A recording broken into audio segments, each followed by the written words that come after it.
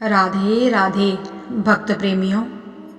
जहाँ कहीं भी कृष्ण नाम का उच्चारण होता है वहाँ वहाँ स्वयं कृष्ण अपने को व्यक्त करते हैं। नाम के समय स्वयं श्री हरि सदा साथ रहते हैं।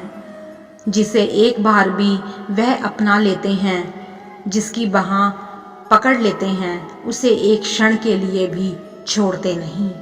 भगवान ऊंच नीच नहीं देखते, जहाँ भक्ति देखते हैं वहीं ठहर जाते हैं। रैदास जी के साथ वे चमड़ा रंगा करते थे, कबीर से छिपकर उनके वस्त्र बुन दिया करते थे, धर्मा के घर पानी भरते थे, एक नाथ जी के यहाँ श्रीखंडमा बनकर चौका बर्तन करते थे, ज्ञानदेव की दीवार खींचते थे, नरहरि सुनार के पास सुनारी करते थे।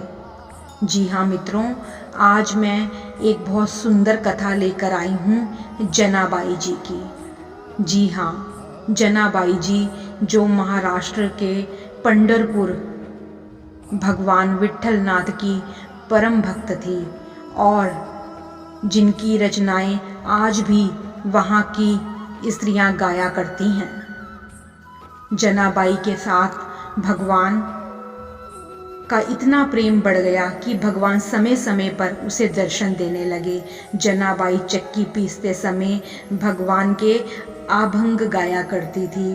गाते गाते जब वह अपनी सुध बुध भूल जाती तब उसके बदले में भगवान स्वयं चक्की पीसते और जनाबाई के अभंग सुनकर प्रसन्न होते।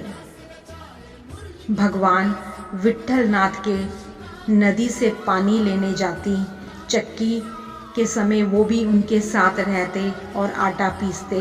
घर की झाड़ू लगाते समय, कपड़े धोते समय भगवान स्वयं जनाबाई का हाथ बटाते थे।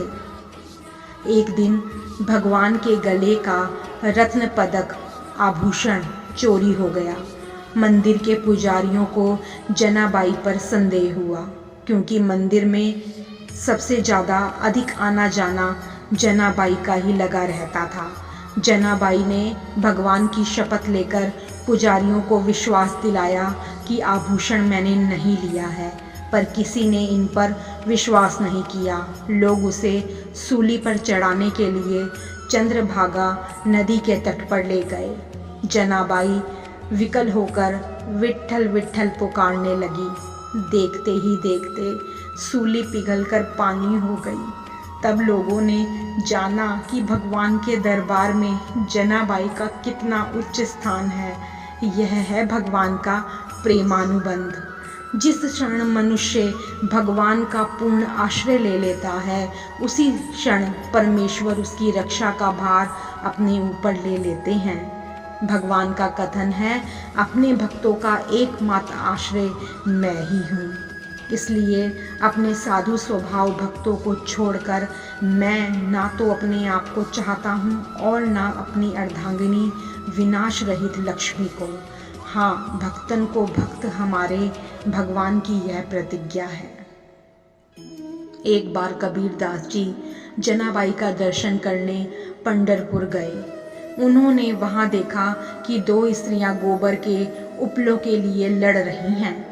कबीरदास जी वहीं खड़े हो गए और वह दृश्य देखने लगे। फिर उन्होंने एक महिला से पूछा, आप कौन हैं? उसने कहा, मेरा नाम जनाबाई है। कबीरदास जी को बड़ा आश्चर्य हुआ। हम तो परम भक्त जनाबाई का नाम सुनकर उनका दर्शन करने आए हैं और ये गोबर से बने उपलों के लिए झगड़ रही है। उन्होंने जनाबाई से पूछा, आपको अपने उपलों की कोई पहचान है? जनाबाई ने उत्तर दिया, जिन उपलों से विट्ठल विट्ठल की ध्वनि निकलती हो वे हमारे हैं। कबीरदास जी ने उन उपलों को अपने कान के पास ले जाकर देखा तो उन्हें वह ध्वनि सुनाई पड़ी। यह देखकर कबीरदास जी आश्चर्यचकित रह गए और जनाबाई की भक्ति के कायल हो गए। नामदेव जी के साथ जनाबाई का कुछ पारलौकिक संबंध था।